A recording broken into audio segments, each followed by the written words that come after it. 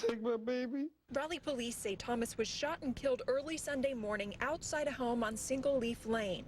911 calls from residents describe a group of men with firearms roaming the street. According to police, 39-year-old Chad Copley stood in the garage of his home and shot Thomas, who was outside. The man's body was right in front of the mailbox. I don't know how he was a threat from the garage. Chad Copley is charged with murder for firing what he called a, quote, warning shot. That bullet struck and killed a 20-year-old man who was leaving a party down the street. I'm back with Bill, Spirit, and Pat. And joining us, I have Eric Guster, civil rights and trial attorney, and Horace Cooper, co-chair of Project 21, the National Leadership Network of Black Conservatives. Now, I'd like you all to listen to the 911 call Mr. Copley made before he fired his weapon. We've had a bunch of hoodlums out here racing. I am off the road and I'm going outside to secure my neighborhood. You need to send TV as quickly as possible. I'm sorry, you're going out to do what the neighborhood, sir? I'm going to secure my neighborhood. I'm on neighborhood watch. I'm going to have my neighbors with me. There's hoodlums out here racing up and down the street. It's 1 o'clock in the morning. They're shouting vandalism. They have firearms. And we're going to secure our neighborhood. If I were you, I'd send TV as quickly as possible. Okay, sir. The victim in this case was Kouren Bernard Thomas. Pat, is there actually evidence that any of the young men out on the street that night were armed? At this point, we can only go by what this person, we assume to be Mr. Copley because the call came from his house, that's his word. I mean, some of the quotes, I don't know if you heard them all, a bunch of hoodlums, I'm locked and loaded, they're all over the place, they're racing out here, I fired my warning shot like I was supposed to by law, and the coup de grace, there are friggin' black males outside my house. I mean, we don't know all the facts. We don't know all the facts at this point, but there is no evidence that anybody was aiming a firearm at him at this point. Horace, what is with this warning shot? What's he talking about? I think he has a misunderstanding about the law. The law will allow you to warn people that you're carrying a firearm, but you're actually not allowed in almost every jurisdiction in the country to discharge your firearm, even into the ground, unless you're in a special area where discharges are allowed. So it's really troubling from that perspective that he was under this impression. But I am curious to get a little bit more information about the incident, what led to it, why he was on this heightened or elevated level of concern at that hour. And he mentioned other neighbors with him. Who are they? Where are they? I'm going to play for you some more of the 911 call. It's believed to be from Mr. Copley after he had fired this weapon. Here it is. Sir, can you tell me exactly what happened?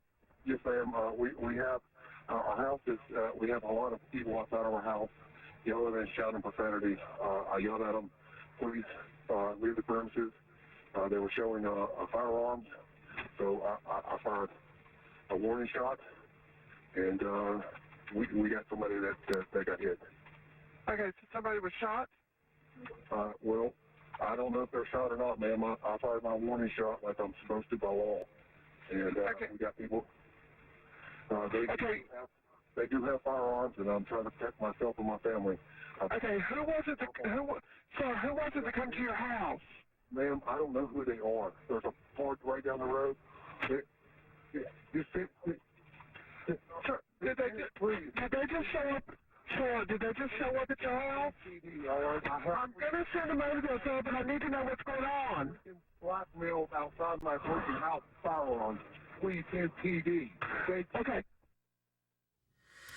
Pat, what is this threat he thinks he's seeing? And is he, in fact, part of some neighborhood watch, or is it just something he's declaring for himself? He claimed he was part of a neighborhood watch, Shades of Trayvon Martin case, I suggest.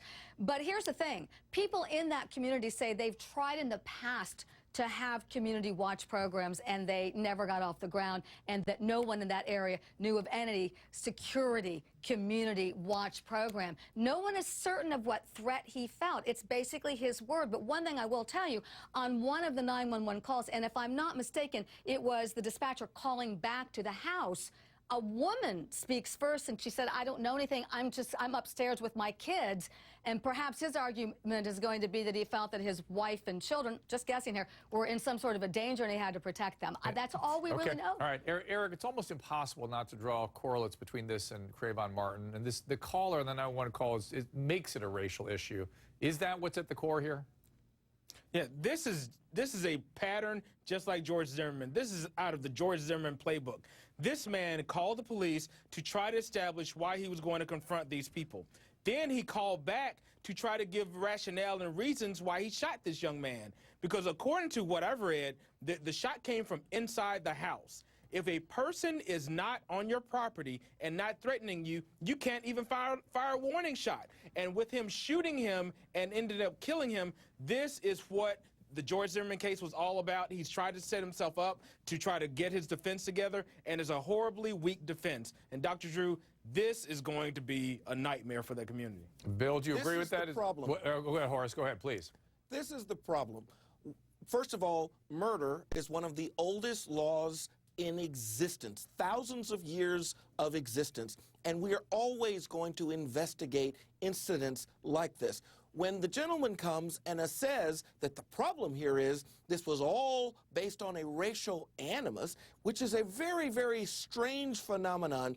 I plan to murder someone, I will call the police, get recorded what my motives are, and demonstrate where I am, lose any alibi whatsoever. This is a very, very strange way of carrying out a murder. It sounds like a very, very sad misunderstanding, a misunderstanding of the law, and in which a behavior that will have to have consequences, but not something that is the pattern that we ought to be concerned about. And Spirit, I'm really out of time, but any... This is a pattern we should be concerned Well, about. we're going to get back and talk about the pattern, but Spirit, I wonder if you see anything with this guy other than what Horace and Eric Oh, have been saying. yes. I'm disgusted by the amount of entitlement that he had and what he knew he was emboldened to do, Dr. Drew. Supposedly. It'll take too long, so we Okay, can... all right, we'll get back to it. supposedly, we heard it. We're going to do it. We're going to talk more about it. Was there actually any threat for him?